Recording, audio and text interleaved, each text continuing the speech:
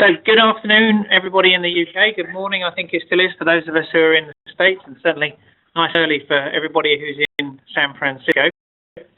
You're able to hear me. It's Steve Bates on the line for the How to Make the Most Out of JP Morgan Week conference. Thank you very much to UK participants for agreeing to do something on a Friday afternoon. I realise this is above and beyond the call of duty, and I hope that we can, in half an hour, get you through this topic. We have a stellar lineup of presenters, and then the opportunity for people to contribute their experience and their expertise to the discussion. In order to make this easy for me, if you do have a question, I'm going to ask that you contribute it by chat on the chat system if you're on the webinar, rather than speaking during the call, because it makes it very complicated with lots of people presenting. I hope we can do that, and if you do have any questions, there will be time, I hope, at the end for us to do some chat and answer those questions fully. So that's I think you'll remember that when you signed up for this, that we said the objective of the webinar was to give you the lie of the land as to what's happening at JP Morgan and its environs in 2015, with a focus for travelling from the UK. I hope it will save you time as you prepare for what can be the busiest weeks of the year. And by registering to this, you're all invited to the AZ BIA party on Wednesday evening, so you've at least got something out of your time here this afternoon or this morning. On the line are my co-presenters for today. So, Harriet, are you with us? Yes, thanks, Steve. Yeah. Hello, Harriet. Lee, are you with us?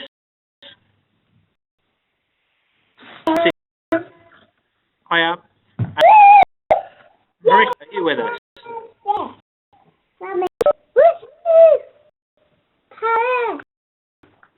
Marissa, some fantastic noise. I don't think that's Marissa, but should find out as we go through. So I'm going to kick on. Give do introductory comments. Not been before. JP Morgan Week, the second week of January in San Francisco. One of the things that has the JP Morgan conference itself, which is taking place at the same time. There's also a conference called CEO Conference, which happens on the Saturday and Sunday before JP Morgan. And there's also Resi 4, Redefining Early Stage Investments, which takes place on Tuesday. So there's lots going on. Many people are there for one or more of these conferences, but also in addition to the formal conferences, much of the action takes place as venture capitalists and other firms take hotel suites where they do meetings basically to make decisions about who they're going to invest in and who they're going to look at, and most of those are invite only. I find that when you're walking through Union Square in San Francisco on this week, you bump into everybody you would expect to see, and in fact lots of Brits who've travelled for one of these reasons, and you'll be surprised as how many you just instantly bump into. And why I say the meeting mojo as a working reception scene is vibrant and open access in the sense that it can be a coffee shop next to the ice rink at Union Square, as well as in the formal hotels where these conferences are taking place. And you've told it new for this year, the Meeting Joe Rendezvous one-to-one sim is online throughout the week. Yes. Last is with me. He's probably best to say a few words about that one. This is a new idea that we've put together by Science Nation. These are the people who run the Early Stage Investment Conference. They've tapped into the Union Square coffee scene and enabling people to register online and book meetings with other people during JP Morgan Week. And there'll be more details about that later, which we'll be sending around to everybody. Cool. Sounds cool.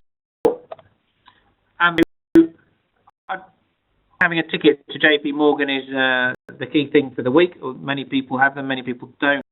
But getting yourself organised in advance usually is. And I think most of the VCs and investors are looking at getting their calendars together before they go on their Christmas break. And next Thanksgiving and before Christmas, from a US perspective, they are deciding to fill up their slots. Time has used consultants to help them with this, and others find going to Biotech Showcase as a platform is very useful for the week. social events, or two key social events, and if you're looking for something to do on the Sunday night. On the Sunday night before the formal conference starts, Harriet and I will be in the Redwood Room at the Clift Hotel, which is one block behind behind Union Square, for a couple of drinks. If you're looking for somewhere to meet up with fellow Brits as we travel in ahead of the conference, we'll be there, and feel free to join us. Very, very informal. BIA and also got a whiskey tasting networking reception on the 12th, the Metropolitan Club from 5:30 to 7:30. So team know more about that, but if you're interested in attending, know by January the 5th. And on Wednesday evening, which is the 14th, so the Monday night is the UKTI bash. The Wednesday night, BIA in combination with AstraZeneca and MedImmune have a bash at the Old Mint, which is down from where the tram cars stop, very downtown location in a fantastic old building, which you're invited to. We had many hundreds of people there last year, and a great event, so do please join us there. And there's loads and loads of social events, but those were just ones that might from a UK perspective.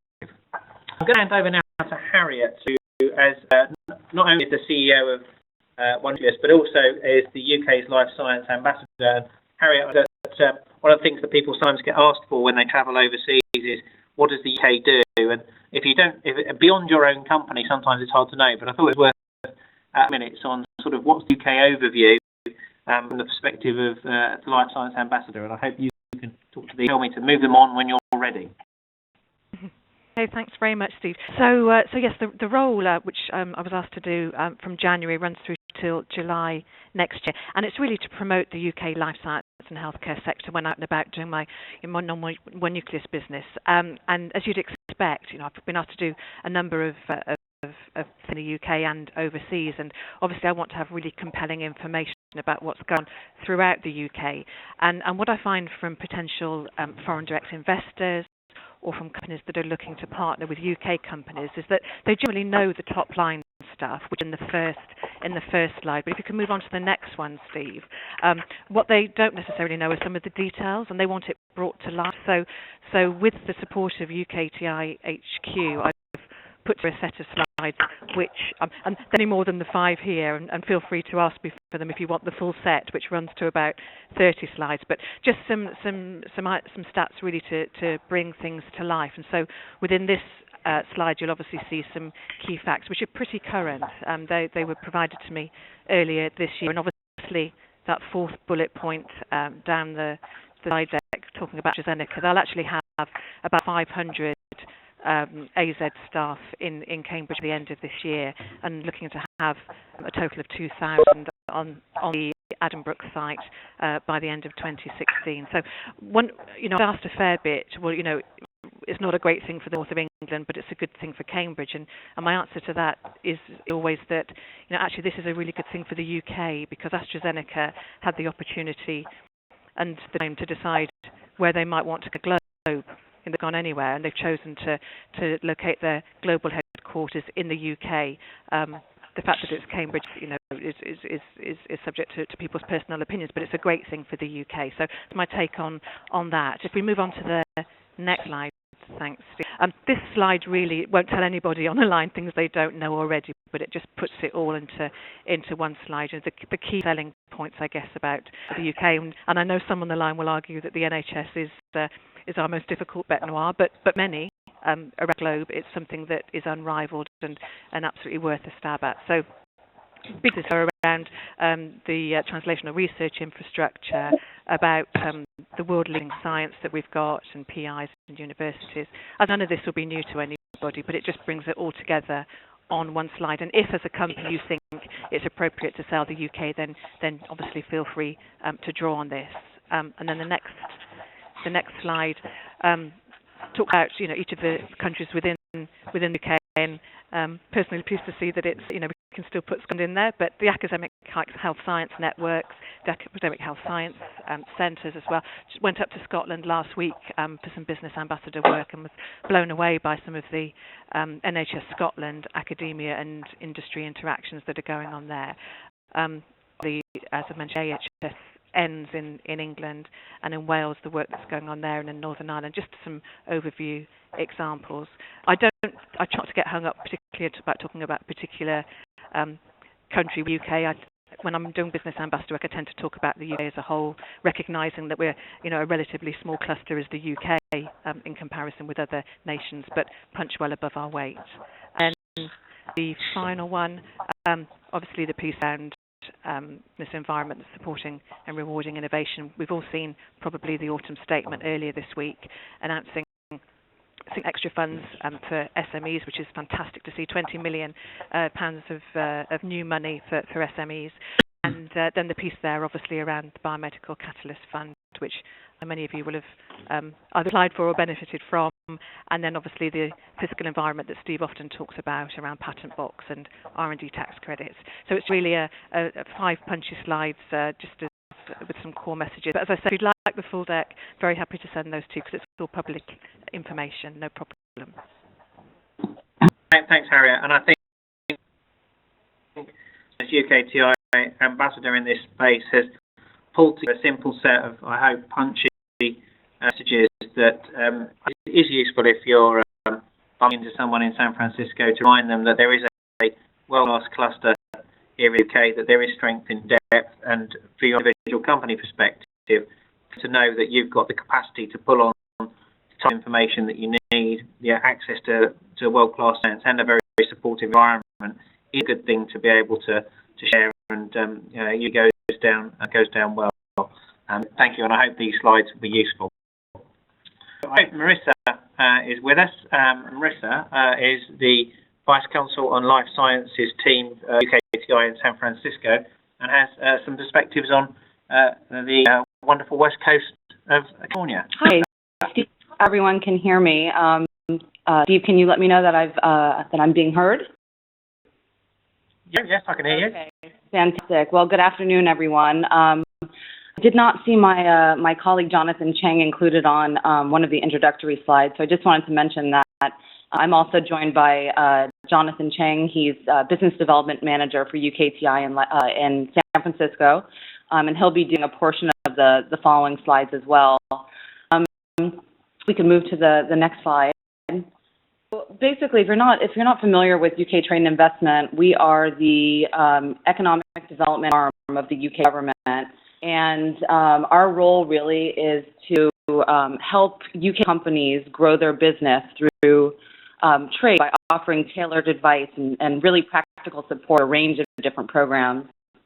And UKTI's trade services can include some of the bullets that are listed there. We can provide an analysis of different market entry strategies, as well as specific market and or sector research. So if there's a specific of interest to various companies, we can do a deep dive on a bit more of research analysis to help companies get a better understanding of the ecosystem of that particular topic. We also can identify possible business partners, as well as organize and support promotional events around a product launch, or even around a business itself by arranging seminars to key stakeholders. UTI San Francisco, we're responsible for helping British companies in a number of different industries and sectors, and our role, like I said, to connect with partners in the greater San Francisco area, including Silicon Valley, as well as surrounding Pacific Northwest states. That map that you see there on the screen, that the blue, that's really our region that we cover. So San Francisco is obviously Northern California. Moving up, we cover Oregon, Alaska, Idaho, and Montana. So obviously, the U.S. is a huge market for UK companies, and UKTI has offices in 9 different main cities across the U.S. And our role, Jonathan and mine, within the life sciences at UKTI, is really to help companies from pharma to medical devices to digital health and everything in between. Okay. So we're going to introduce Jonathan Chang, and he's going to talk a little bit more specifically about the San Francisco Bay Area life sciences ecosystem. So I also, same thing, Samir, I hope I can be heard right now. Can everybody hear me? Can someone... Apologies for not introducing you at the time. My mistake. Oh, that's perfectly fine. So as Marissa mentioned, I work alongside her as the business development manager, also posted in San Francisco. And so what I'll do right now is just go a couple of slides about the general landscape and kind of to talk about boosting the biopharma, biotech, just the health ecosystem that's in the San Francisco Bay Area. Just a couple of statistics to start with. The San Francisco Bay Area houses life science companies that total worldwide revenues, and this just came out last year, of $4.1 billion, specifically also exporting $2.7 billion. And the average annually estimated amount of companies that are from the area is rounding to 30, ranging from, like I mentioned, biotech, medtech, digital health, and also including contract research organizations. San Francisco Bay Area houses 1,662 life science companies, employing 164,000 people in the area. And as of 2011, San Francisco companies and universities have been reporting annually just about an average of hundreds of National Institute health grants awarded more than $100 million. And last thing on this slide, just to emphasize, is that there's a lot of U.S. healthcare companies that are headquartered in the San Francisco Bay Area, just to mention a few: Kaiser Permanente, Huge, and Sutter Health, which are in comparison to the National Health Service that's provided in the UK. And I is highlighting a couple of the trade organizations and a couple of the biggest players in the market in the San Francisco Bay Area. Also, the BIA, key trade organization that provides value through group purchasing savings, capital access, networking events, and also supplies help in government affairs and advocacy. And a couple of biopharma big players that are housed here, obviously international, the healthcare companies such as Genentech, that's recently been acquired by Roche in the last couple of years. Companies such as Jensen Labs all have kind of a stake in incubator startups, which we'll talk about later on in a couple of slides. Gilead, who has a big presence in the UK, and also that was also recently purchased by Amgen Pharmaceuticals. Next, please. Great. I would just like to move on to R&D centers of excellence that are in the San Francisco Bay Area, starting off with what's acronym CIRM, which is the California Institute for Regenerative Medicine, which has been $3 billion of funding initiative specifically for stem cell research. We also have the Gladstone Institute that's in the UCSF Mission Bay campus, which is a nonprofit bioresearch facility affiliated with the university itself, and it kind of focuses on virology, immunology, neurological diseases, and also cardiovascular diseases. Then we have SIMBERC, which is tied with the UC Berkeley campus, which is a multi-university research center specifically focused on synthetic biology space, and they were just founded about 2-3 years ago. International, some view it also as a kind of a non-profit CRO in a way that works with industry, academia, and government to do R&D and kind of that preclinical work that a lot of companies may not have the finance to start off with. Then we have the California Institute of what has been termed in the just QB3, which stands for Quantitative Biomedical Research. It is spin out of the UCSF University, and it's a nonprofit research and technology commercialization institute. Basically, it's a incubator space that's been built for a lot of companies to be housed and kind of share resources and knowledge. Lastly, we have what's called Buck Institute for Research on Aging, which tackles dementia. Next. Great. And this slide just re-emphasizes a couple of the R&D centers of excellence, a couple of the big players that are in the market. It does a nice little region by region of the San Francisco area breakdown. A couple of other places to be mentioned are the Lawrence Berkeley National Lab, which some of you may have heard before. They are very, very good with photonics and imaging centers. And speaking of centers, the UC Davis Medical Center is just a couple of miles north in between here and the capital of Sacramento. The NASA Ames Research Center which has a couple of small startups, including Scanadu, a digital health scanning mobile device company, and also Singularity University, which is very, very popular amongst 10 med individuals who like to get that kickstart in the industry as entrepreneurs. And just to highlight, Stanford Medical Research Center should not be shut by any of the other universities that are also around, obviously specializing in cardiology and cancer themselves. And what I'd like to do is just transition back to Marissa now, who will talk a little bit about the venture funding landscape in the area. Thanks. So for those of you headed this way, there's probably, about the lay of the land, but just to give you a bit more information on Silicon Valley. So Silicon Valley is a 50-plus mile area between San Francisco and San Jose, and this region is really the biggest high-tech manufacturing center in the U.S. And it probably goes without saying that really companies having the ability to innovate, adapt, and grow is crucial to keeping silicon companies alive. Regarding venture funding and tips for your pitch, if you are headed this way, just some things to keep in mind. Obviously, the Bay Area has a reputation of being first nationwide in bio-related venture capital funding. It actually captures 1/3 of all of the U.S.'s biopharma venture investment, and an impressive amount of life science companies, 200 plus, actually spun off from the region's renowned universities, including 65 companies alone from UCSF research alone. Jonathan just mentioned 3 of his previous slides, and this is actually probably this number, the 65 companies spinning out from UCSF, probably contributed to the fact that QB3 is there.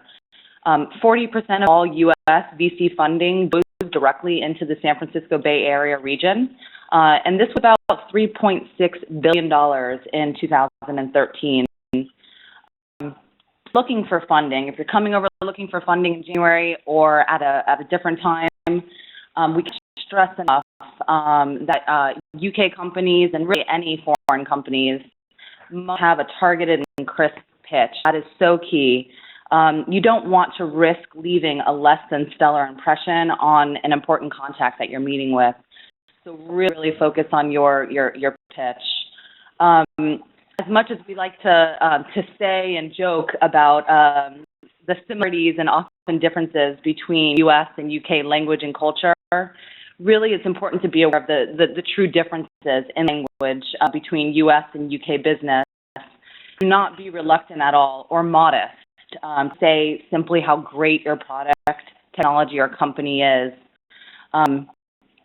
There could be a slight difference between a U.S. company just showing the enthusiasm to a potential funder, and it's like I said, just don't be bashful or modest about how wonderful your technology is.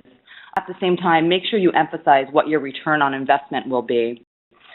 Before you come over or are seeking funding, know who the active funders are in your specific space. But at the same time, assume investors know absolutely nothing about your business. And last bullet is be clear on what type of deal you want to make and ask yourself if it truly fits together with corporate strategy and is reflective of your goals. Next slide.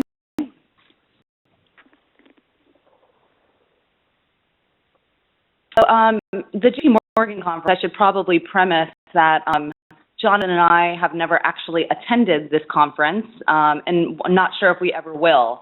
It's really a very unique conference because it's an investor-focused conference. The JP Morgan Healthcare Conference, it's really one of the largest and most informative investment-specific conferences in the industry. It brings together industry leaders, emerging fast-growing companies, innovative technology creators, and thousands of members of the investment community, all in really one space together to exchange ideas and have these really fruitful conversations. So hundreds of organizations, both public and private companies, as well as academic institutions, deliver these presentations to over 4,000 investors that are present in downtown San Francisco during that week. If you're not aware of this, the conference is actually centered in downtown San Francisco at the Westin, which is off of the very busy Union Square.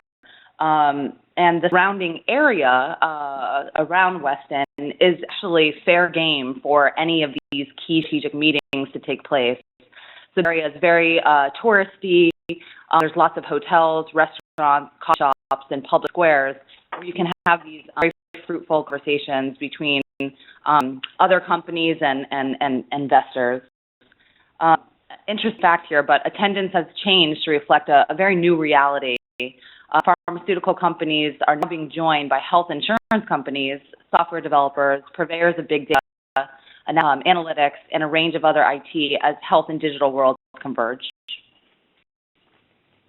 Jonathan will finish off our slides here. Okay, great. So just a couple of last-minute pointers and guidance to take away from the conference itself and all the networking events taking place around it. So just a list of things to consider prior to those events. If possible, to leverage publicity and press releases just a couple of weeks, say a month in advance of the conference would be great. That really entices people and just keeps them really engaged in what you're doing and that you're very updated in the space. Schedule meetings that don't have substance and relevance.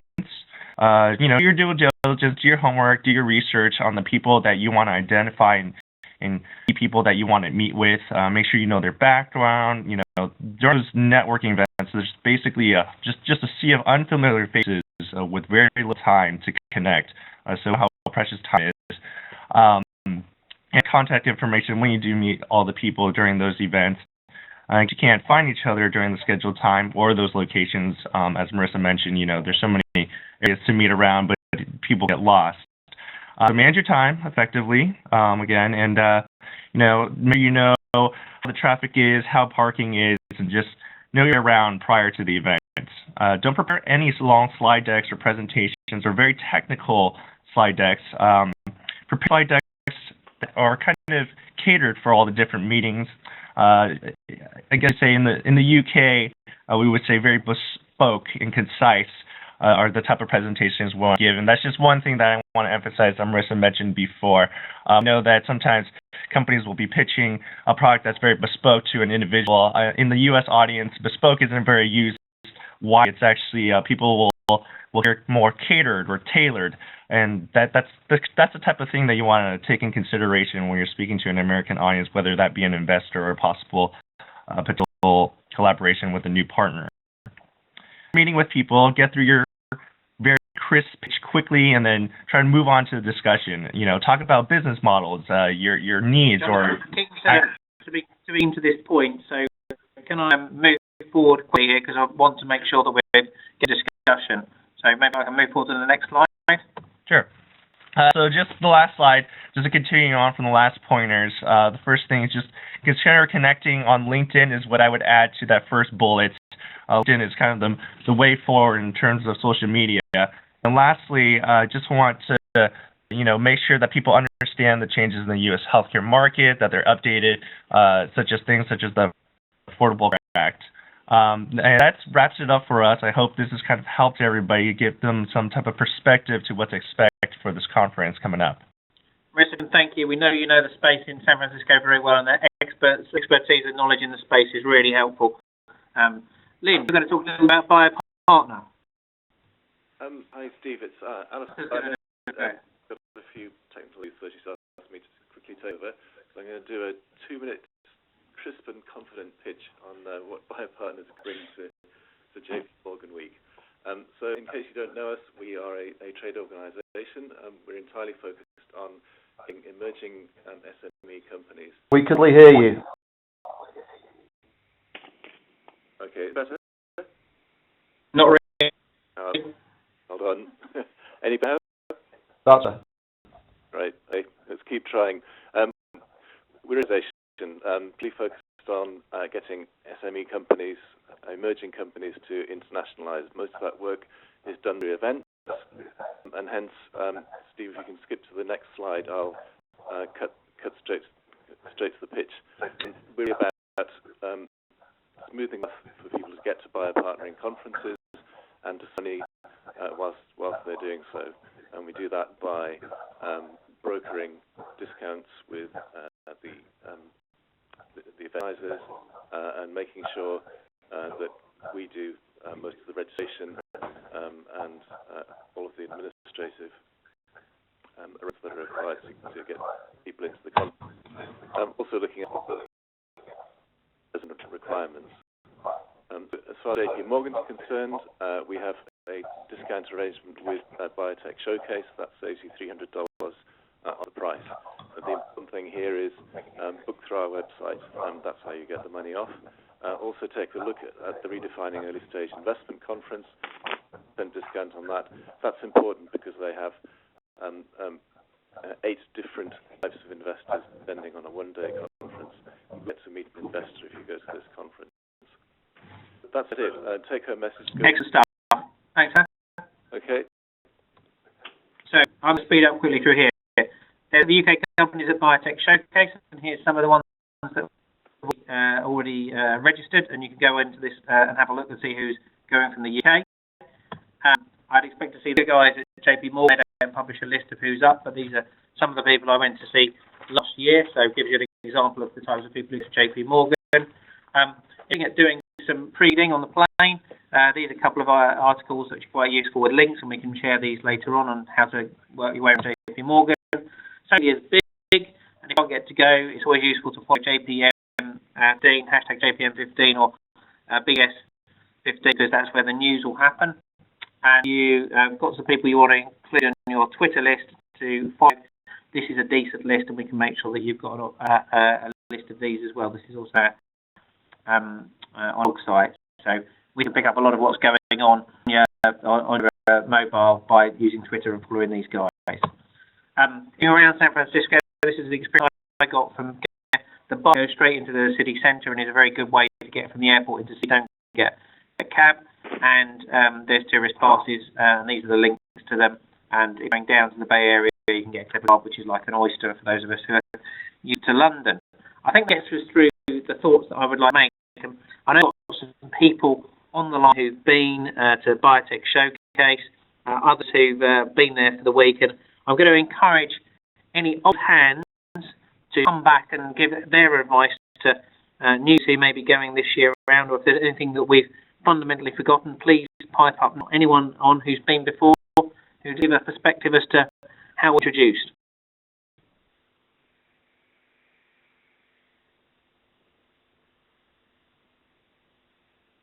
No, probably too late in the day or somewhere else. Any else got a question? No one sent me a question on chat, so I imagine we've answered them all. But if anything else I can help you with, or anything you want to add yourselves, comments, the floor is open to comments.